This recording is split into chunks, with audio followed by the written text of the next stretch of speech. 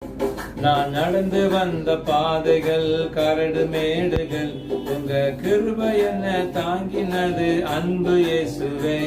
நான் நடந்து வந்த பாதைகள் கரடு மேடுகள், உங்க கிருபை என்ன தாங்கினது அன்பு இயேசுவே.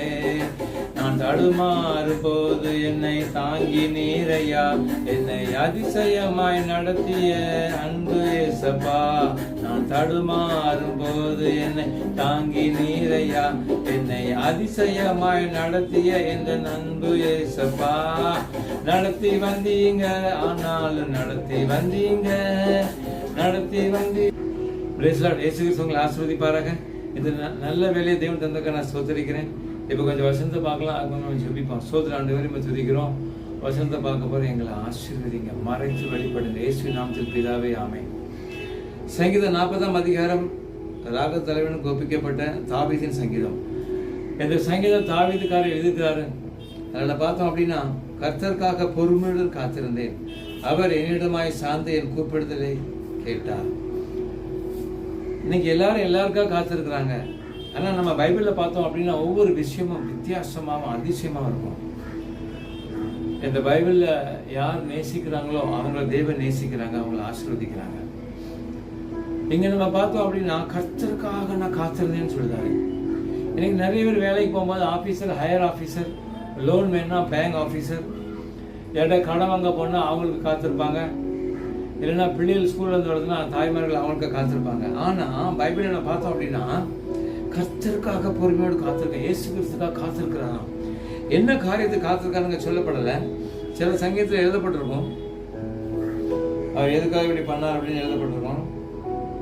அப்போ இங்கே சொல்லப்பட்டிருக்கு கர்த்தருக்காக காத்திருக்கா. ஒருவேளை சவுல் இவரை விரட்டிட்டு இருந்திருப்பாரு, ரொம்ப சோர்வாக இருந்திருக்கும். ராஜா வரட்ட நம்ம என்ன செய்ய? தேவன் வெளிப்படையா சொன்னார், தாவீதை நான் ராஜாவாக்குவேன்னு. சவுலுக்கு எரிச்சல் நாவி வந்துட்டு, என் சந்ததியை ராஜா வரமாட்டாங்க, தாவீதை வரான் அப்படின்னு மாம்ச ஞானத்துல தாவீதை கொலை பண்ண தேடுதாரு. அது முடியுமா?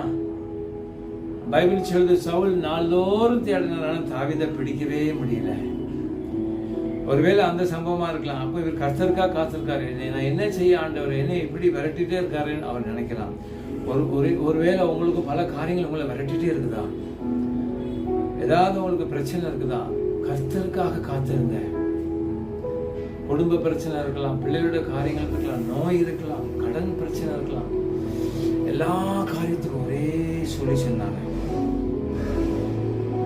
கர்த்தருக்காக காத்திருக்கிறேன்னு சொன்னார்.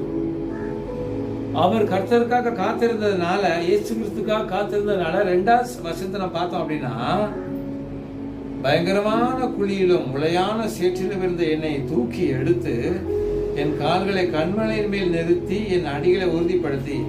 இவர் பயங்கரமான குழினா என்ன குழி அப்படின்னா, ஆபத்து குழி, மரணம் வந்திருக்கலாம், சவுல்களை கொல்ல பார்த்திருக்கலாம். அப்போ பயங்கரமான குழினா ஒரு இயற்கையாகவே ஒரு குழியா இருக்கலாம், மற்ற கஷ்டமான குழியா இருக்கலாம். அவர் ரொம்ப யோனாத்தான்ட்டு அழுதாரு. சவுல்களை வரட்டின உடனே யோனாத்தான் இவருடைய ஃப்ரெண்டு சவுல் என்னென்ன பண்றாரோ அது அவர் பையனாக யோனாத்தான் வந்து தாவீது வந்து சொல்லுதார். அப்போ தாவீதும் யோனாத்தான் ரொம்ப அழுதுறாங்க, ஏன்னா சவுல் விட்டு பிரிஞ்சு போறாரு. ஒருவேளை அந்த மாதிரி காரியத்துல இருக்கலாம். சில பயங்கரமான குழி, அதில் விழுந்தா எந்திக்கவே முடியாது. சிலவங்க கடல்ல விழுந்துட்டா எந்திக்கவே முடியல. கடல் கடல் கடல் கடல், வட்டி வட்டி வட்டி. அதுதான் அங்க சொல்லப்பட்டிருக்கு, பயங்கரமான குழியிலும் உளையான சேற்று. அந்த சேற்றுல மிதிச்சா அப்படியே சில சேற்று எப்படி இருக்கும், உள்ள கொண்டுரும். அது பேர் புதக்குழி அப்படிம்பாங்க. அந்த மாதிரி சேற்றிலும் என்னை தூக்கி எடுத்தார். குழியிலிருந்து கர்த்தருக்காக காத்திருக்கும் போது ஆசீர்வாதம். பயங்கரமான குழியிலிருந்து ஆண்டவர் காப்பாத்துறாங்க, சேற்றிலிருந்து ஆண்டவர் காப்பாத்துறாங்க. கடைசியில கண்மலையில் என் கால்களை கண்மலையின் மேல் நிறுத்தி என் அடிகளை உறுதிப்படுத்தாம இருந்தது. கஷ்டம் வந்ததுனால அவருடைய நடபாதைகள் உறுதி இல்லாம இருந்துச்சு. அவர் ஆண்டவருக்காக காத்திருந்த உடனே ஆண்டவர் அவங்கள்ட்ட பேசியிருப்பாங்க. அப்ப அதன்படி நடக்கும் பொழுது இவர் என்ன செய்யறார், இவர் கால்களை கண்மலையில கொண்டு போய் நிப்பாட்டுறாராம். அது கண்மலை கட்டியா இருக்கும். கண்மலை யாருன்னா இயேசு கிறிஸ்து. கர்த்தருக்கு காத்திருந்த உடனே ஆண்டவர் அவரே கொண்டு போய் அவரை வந்து ஒரு நல்ல இடத்துல கொண்டு நிப்பாட்டுறாரு.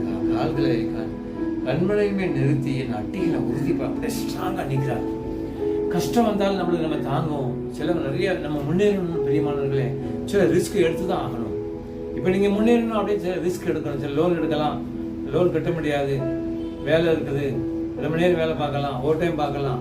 அப்போ ஒரு சில ரிஸ்க் எடுக்கலாம். அப்போ அந்த ரிஸ்கில் என்ன சில நேரம் உடம்பு வீக் ஆயிரும், சில வியாபாரத்தில் கடன் விழுந்துரும் ரிஸ்க் எடுத்ததுனால. அப்போ அதுலேருந்து ஆண்டவர் காப்பாற்றுதாருன்னு இந்த சங்கீதக்காரர் சொல்கிறாரு.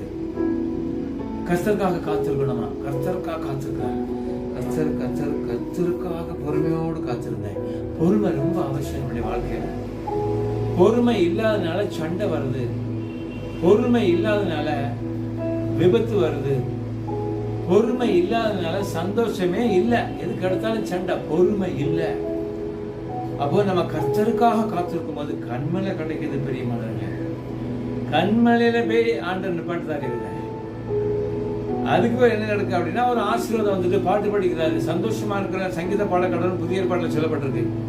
இவர் காத்திருக்கிறாரு, ஆண்டவர் காப்பாத்துறாங்க, கண்மலையில வைக்காங்க. அடுத்த 3வது வருஷத்தில் நமது தேவனை துதிக்கும் புதுப்பாட்டை அவரின் வாயிலே கொடுத்தார். அநேகர் அதை கண்டு பயந்து கர்த்தரை நம்புவார்கள். இவர் படிக்கிறாரு, ஆனா இவரை பார்த்து கர்த்தரை நம்புவாங்க. ஏன்னா கர்த்தர் இவருக்கு நன்மை செய்திருக்கிறாரு. உங்களுக்கு நன்மை செய்யும் பொழுது மற்றவங்க பார்ப்பாங்க, அவங்க கர்த்தரை கனம் பண்ணுவாங்க. பெரியமானவர்களே, அதுதான் சங்கீதம் சொல்லப்பட்டிருக்கு. கர்த்தர் இவர்களுக்கு பெரிய காரியங்களை செய்தார் என்று புறஜாதிகள் சொல்லிக் கொள்வாங்க. ஆண்டவர்களுக்கு பெரிய காரியம் செய்யணுமா? பொறுமையா இருங்க, ஆண்டவருக்காக பொறுமையா இருங்க. இதுக்கு மேல ஆண்டவர் உங்களோட பேசுவாங்க, எந்தெந்த நேரத்துல பொறுமையா இருக்கணும், வீட்லயா வெளியிலயா டிராவல்லையா அப்படின்னு. கர்த்தருக்காக பொறுமையோடு காத்திருக்கிறார். ஆண்டவர் இவர் ஆசீர்வதிக்கிறார்.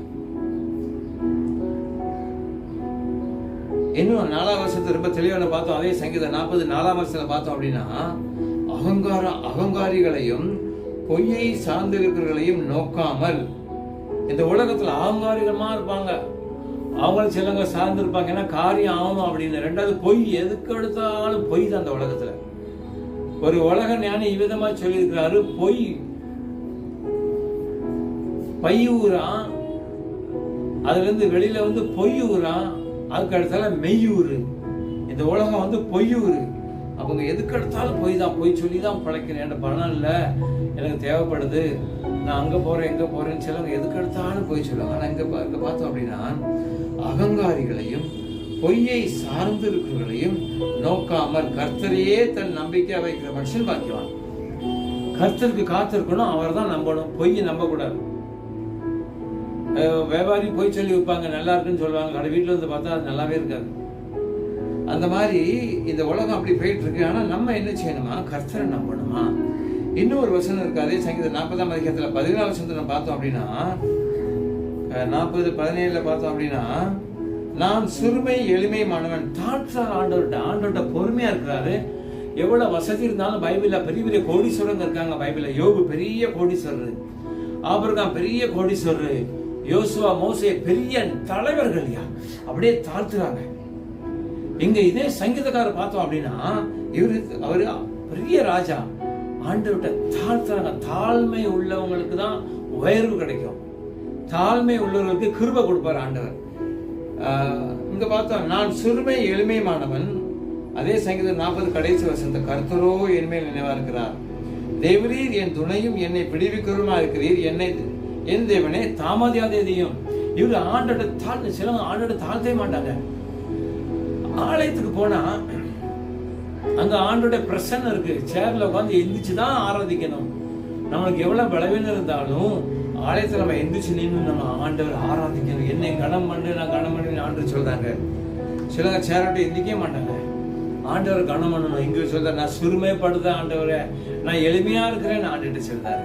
நான் சிறுமைப்படுதேன், நான் எளிமையா இருக்கிறேன் ஐயா அப்படி சொன்னதுனால கர்த்தரோ என் மேல் நினைவா இருக்கிறார். ஆண்டவர்கிட்ட சொல்றாரு, தன்னை தாழ்த்து, நான் சிறுமைப்படுதேன் ஆண்டவரை, நான் எளிமையா இருக்கிறேன். எளிமை அப்படின்னா தாழ்த்துறது, சிறுமை எளிமையான. கர்த்தரோ என் மேல் நினைவா இருக்கிறார். ஆண்டவர் மேல் நினைவா இருக்கணுமா? ஆண்டவர் சமூகத்துல உங்களை தாழ்த்துங்க. நான் ரொம்ப பெரியவன் நானே சொல்லறேன். ஆண்டவர் செஞ்சார், ஆண்டவர் தந்தார், கர்த்தர் தந்தார், இயேசு தந்தார். என் கையில ஒண்ணு இல்லை, அவர் தந்தார். அவரை மகிமைப்படுத்தும் பொழுது ஆண்டவர் உங்க நினைவா இருப்பாரு, அவர் உங்களுக்கு துணையா இருப்பாரு, உங்களை விடுவிப்பார். கடன் பிரச்சனை என்ன காரியங்களோ உங்களை விடுவிப்பார். தாமதியாதேதும் ஆண்டவர் சொல்றார். ஆண்டவர் விரைவா விடுவிப்பார். உங்களை என்ன காரியத்தில் விடுவிக்கணும் விடுவிப்பார். துணையா இருப்பார். ஆண்டவர் உங்களுக்கு துணையா இருக்கும்போது இந்த வறுமை, இந்த உலகத்துல உள்ள காரியங்கள், உங்களை கஷ்டப்படுத்துற காரியங்கள் ஒண்ணுமே செய்யாதுங்க. உத்தமனுக்கு கர்த்தர் துணை. இயேசு கிறிஸ்து உங்களுக்கு துணையா இருந்தா இந்த உலகத்துல நீங்க ரொம்ப தைரியமா, நீதிமான்கள் சிங்கத்தை போல தைரியமா இருப்பாங்க. அந்த மாதிரி இந்த சங்கீதக்காரர் சொல்றா, என் துணையும் என்னை விடுவிக்கிறமா இருக்கிறீர். ஆண்டவர் உங்களை விடுவிப்பார். இல்லையா நீங்க மாட்டிக்கிட்டே உங்களை விடுவிப்பார். உங்களுக்கு துணையா இருப்பார். உங்களை கண்மலை மேல் வைப்பார். நீங்க அவரை பாடுவீங்க. இந்த சங்கீதத்தை பாருங்க. சங்கீதம் 40ஆம் அதிகாரம் 1, 2, 3, 4, 17. நீங்க கண்டிப்பா பாடிங்க. தேவனுடைய சத்தியத்தை உங்களுக்கு சொல்வார். உங்களை ஆசீர்வதிப்பார். நம்ம இப்ப ஜெபிப்போம். சோதர ஆண்டவரே, சங்கீதம் 40ஆம் அதிகாரத்தை நான் உங்களுக்கு காத்திருக்கிறேன். என்னை கொடியிலிருந்து காப்பாத்தினீங்க, கண்மலையில நிறுத்தினீங்கன்னு சங்கீதக்காரர் சொல்றார். இந்த வசனம் கேட்கறது பிரயோஜனமா இருக்கும்படி கிருபை செய்யுங்க. என்ன கஷ்டமான குழி சேற்றுல இருந்து அவங்களை விடுவீங்க. உங்களுக்கு காத்திருக்க கிருபை செய்யுங்க. உங்க சமூகத்துல பொறுமையா இருக்க கிருபை செய்யுங்க. தாழ்மையா இருக்க கிருபை செய்யுங்க. நீங்க உயர்த்துவீங்க ஆண்டவரே. இப்ப என்ன காரியம் அவங்களை கஷ்டப்படுத்தினா அதை மாற்றுங்க. கேட்கிறவர்களை ஆசீர்வதிங்க. அப்படியே செய்யுங்க. இயேசுவின் நாமத்தில் பிதாவே, ஆமென்.